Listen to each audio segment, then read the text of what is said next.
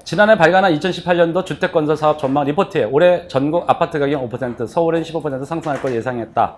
있는데 재미난 얘기는 서울의 전국의 아파트 가격 5%는 안 올라갈 거고요.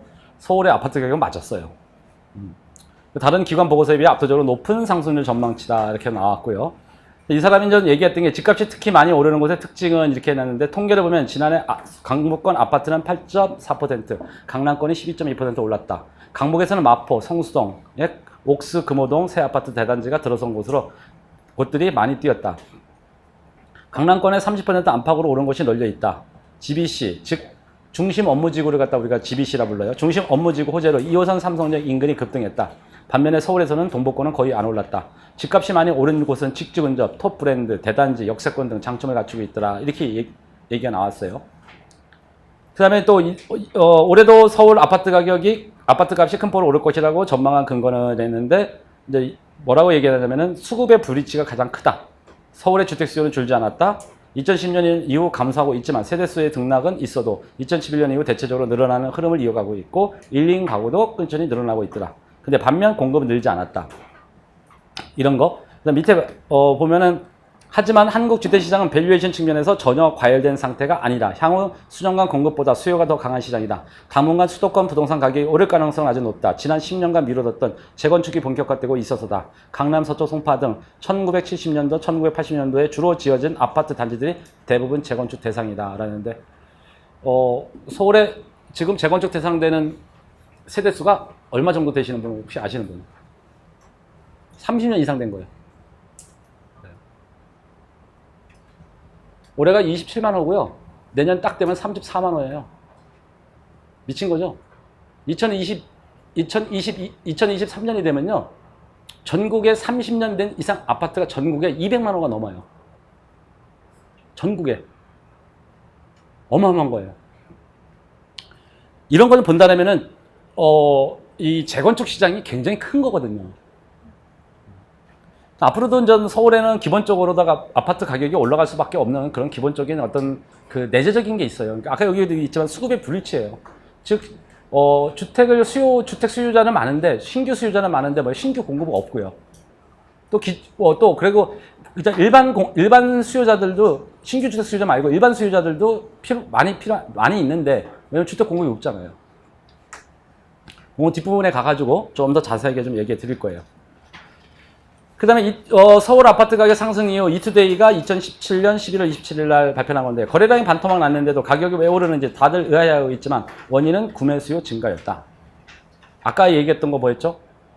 보통 아파트 단지에서 10개가 나오고 5명이 사는데 지금은 2개나 해놓고 2명이 사는 구조다. 그러면은 아파트 가격 부른 대로 호가가 올라가 거래가 되고 있거든요. 지금 서울의 시장 자체가 좀 그런 시장이라 보시면 돼요. 그 가운데 한번 볼까요? 그런 와중에 여기 보시면은 그 위에 거 한번 볼까요? 10월과 11월 초만 해도 서울 주택시장은 침체 조짐이 역력했다. 구매 수요가 대폭 줄어 거래가 제대로 이루어지지 않았다. 그런 와중에도 아파트 값이 강세를 유지하고 있는 것은 일부 재건축 아파트 단지나 대규모 개발 사업과 교통망 개설 등에 따른 관련 지역 상승세 영향이 컸다 이렇게 나옵니다. 결국은 뭐예요? 대규모 개발 사업과 교통망 확충 이런 것 때문에 뭐한다?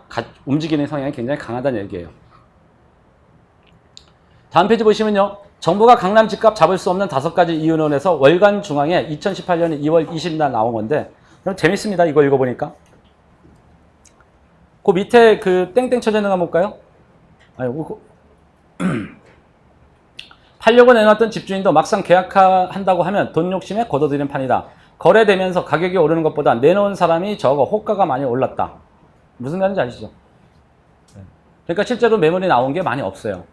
근데 예전에는 매물이 많은 상태에서 살려고 하는 사람이 들었는데 지금은 내놓는 사람도 별로 없고 사는 사람도 별로 없고 이런 상황이 벌어진 거죠. 또 밑에 한번 볼까요? 파란 글씨. 재건축한 새 아파트는 요즘 말로 신상이다. 인공지능 등 첨단 기능이 장착된 스마트한 아파트다. 신상이니까 비싼 것은 당연하다. 공인중개사가 말한 거예요.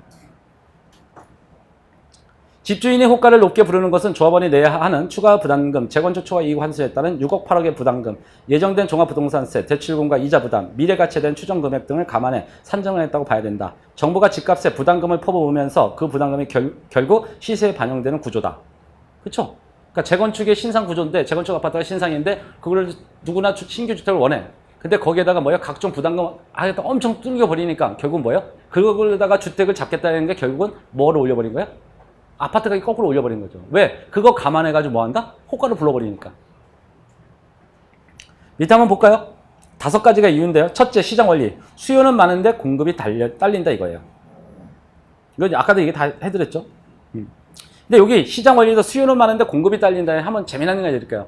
아까 보니까 작년도에 뭐냐면은 임대 사업자들을 갖다 양성화 시키겠다고 해서 파리 대책도 쭉 나와요. 그러면 임대 사업자가